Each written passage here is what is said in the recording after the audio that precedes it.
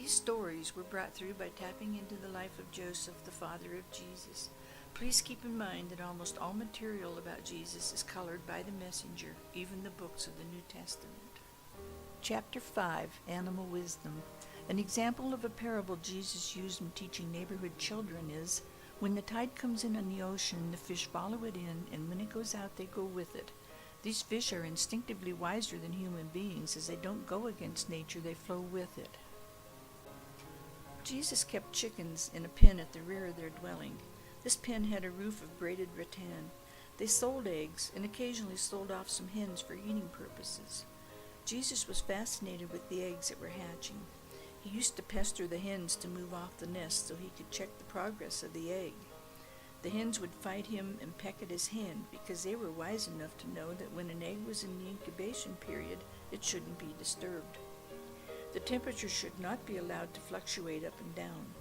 They also knew when the shell started opening up that this was the most crucial time of the whole process.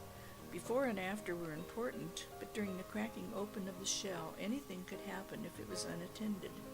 Foreign objects could get in, such as insects or a cold wind, which would quickly penetrate to the chick inside. The hens would accommodate Jesus and move off the nest to let him see, up until the first hairline crack in the shell. Then they stubbornly refused to budge until the whole process was complete and the chick emerged strong enough to fend for himself. Once he picked a hen up off the nest when she wouldn't move and found a chick partially out of the shell.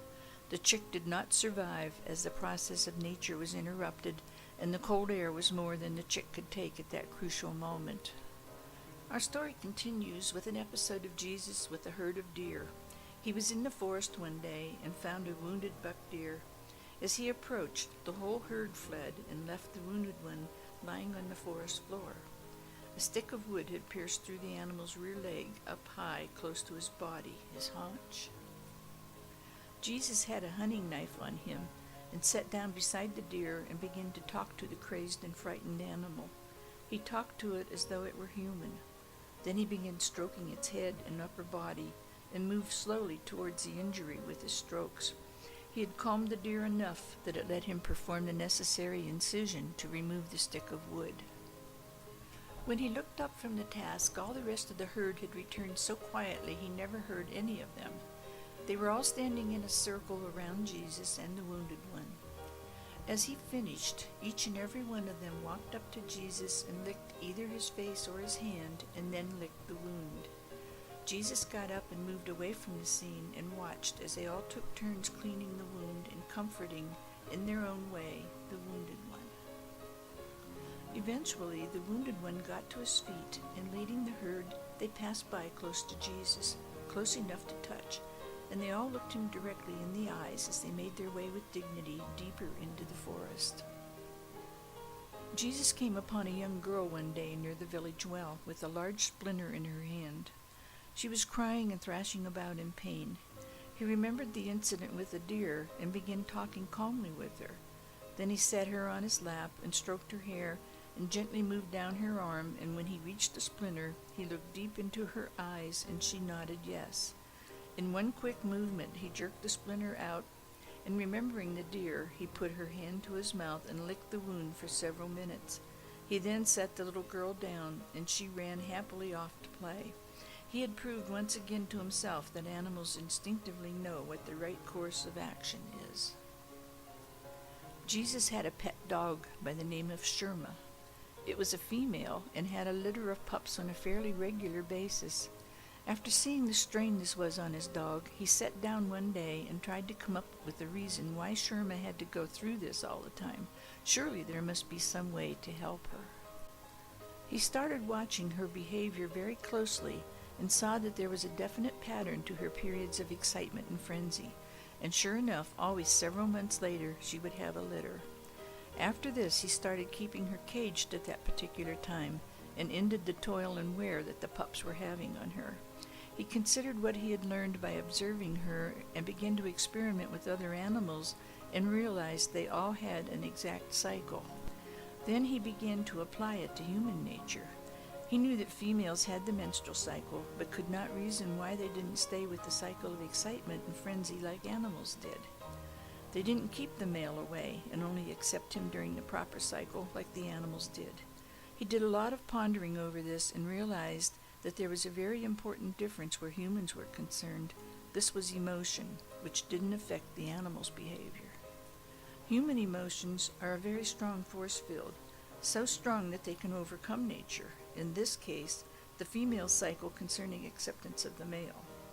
These emotions grew much stronger over the ages, till now the cycle no longer exists in the human female.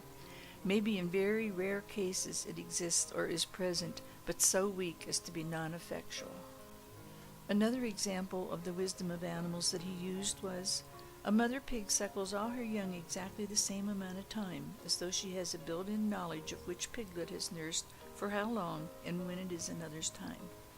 This wise mother pig has the knowledge of the ages built right into her very body for all time. Nothing interferes with nature in the animal world.